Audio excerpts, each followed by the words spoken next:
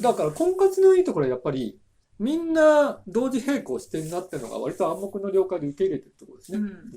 だから自分ももう付き合おうって決めた時に、それまでメールしてた人たちにみんなちょっと一応謝って、ごめんなさい、付き合う人決めました、みたいな感じで言って。でも別にそれをね、あんた二股かけてんじゃないわよって言った人は誰もいないので。そうだね。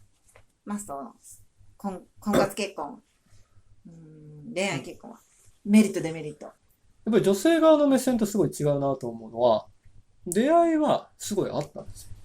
やっぱりこれはまあ男性のその性格にもよるかもしれないけど、自分はやっぱりほら、サッカーチームとか、フットサルチームとかにも女性いたし、まあ英会話とかにもすごいハマって、そこなんかもう女性の方が多かったし、あとなんていうとダンスでね、競技ダンス、社交ダンス、もう6割方、7割方女性なので、よく出会いがないって言うけど、それは全くなかった。とにかく出会いがいっぱいあった。なんでそこでまあ付き合いは恋愛結婚なんだけど、出会いはあるけど、やっぱりもう30超えると、結婚という意識をなしに付き合えないじゃないですか。やっぱり30代あたりの女性に対して中途半端に付き合っちゃう。こんな申し訳ない。そうだね。結婚はないなと思いながら、でもとりあえず嫌いじゃないから付き合ってあげようかなってもかわいそうすぎて。なんでそうやって考えると、そういうまあ恋愛から結婚を考えた付き合いができるような人との出会いは、だからこれが出会いがなかったというのかもしれないけど、やっぱり趣味で出会う人と、まあ、例えばダンスで出会って、ダンスで意気投合するって女の子って、めちゃくちゃダンスバカなんですよ。まあ、正直言って。自分もそうですけどね。めっちゃダンスバカで、で、まあ、むっちゃ一緒に練習するんですよ。もう毎週3時間とかもうやって。でも、これと結婚するってなると、全然別問題で全くイメージが湧かないっていうのばっかりなんですよ。まあ自分はアルコールも飲まないから、まあ20代の時はそれでも合コン的なことやったりしたけど、やっぱりアルコール飲まないで、さっき言ったように、もう確率が低いでしょ。で、しかもアルコール飲まないから自分その時間嫌いです。お金も随分かかります。結局アルコール飲んでるから、その人たちの、結局どういう人なんだかよくわかんないです。みたいな感じで、まあ結構多分人生で多分5回も行かないでも合コンというスタンスはやめたかな。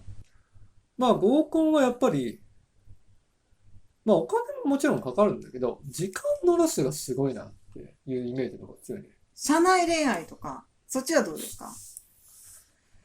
自分は結構社内恋愛できるっていうのがわかんないんですよ。私も社内恋愛ってやったことないかわかんないんだよね。なんで、なんか別にすごい、こういう理由で絶対社内恋愛をやんないって決めてるわけでもないんだけど、でも社内恋愛で結婚してる人も多いよ。私の友達も結構。だから社内恋愛で結婚する人ってのは多分本当にもう仕事一筋の人たちだと思う。他の世界がない人たち。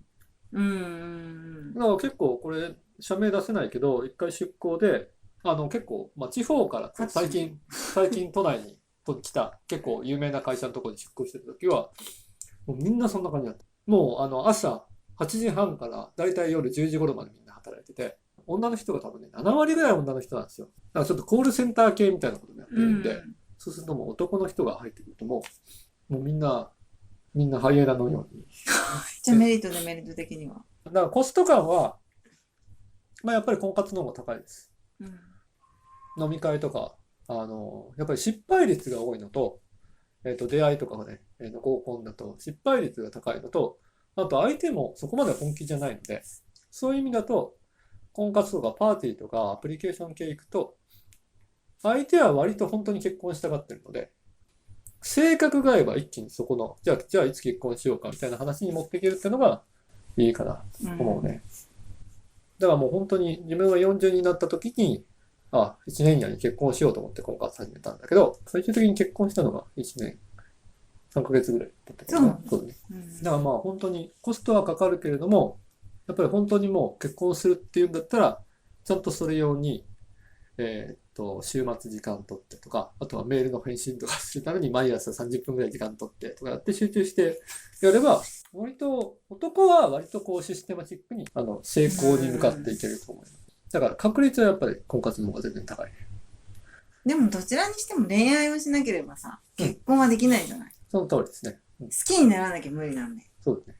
だから、まあそこはね、どっちがいいっていうの、極論出会いでしかないんですけど。そうそうそう。だから別に今、婚活結婚か恋愛結婚かって分けたけれども、別に婚活しながら恋愛してもいいんじゃないの？ダメ？それダメ？いいと思う。怒られるからね。だって婚活で出会ったとしても、その後恋愛するじゃん。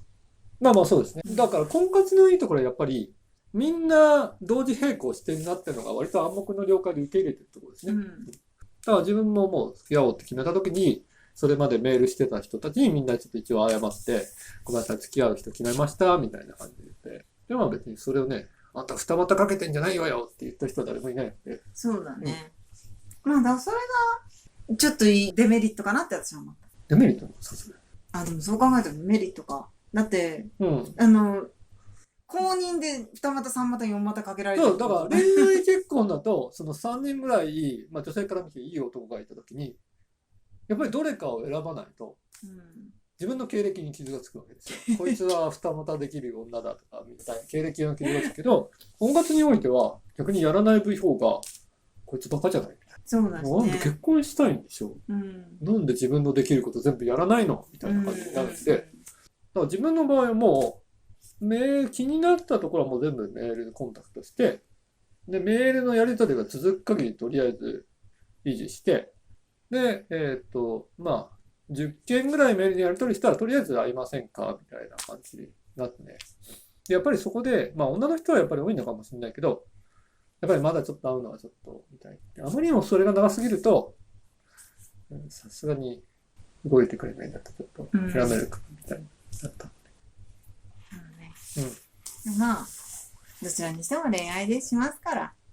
だと思うけどね。好きな人に出会えれば何だっていいんですけどね。ただまあ、私も婚活推しですね。婚活推し。まあ最近はもうみんな婚活推しですよね。まだでもあんのかね。婚活結婚って言うの恥ずかしいとか言う人たちいるのかね。だってもう、出会いは 75% アプリだって言ってたから。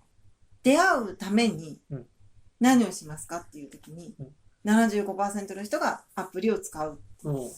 ね、いいと思う、ね。だってやっぱり選択肢量が違うでしょ。そうそう、選択肢の量が違う。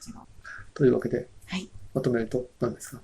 まとめなくてもいいんじゃない？まとめなくてもいいですか？はい。好きな人に出会えれば何でもいいです。もう一回言いますけど。はい。質問、ご意見とお待ちしてます。いいねとチャンネル登録お願いします。はい。バイバーイ。バイバーイ。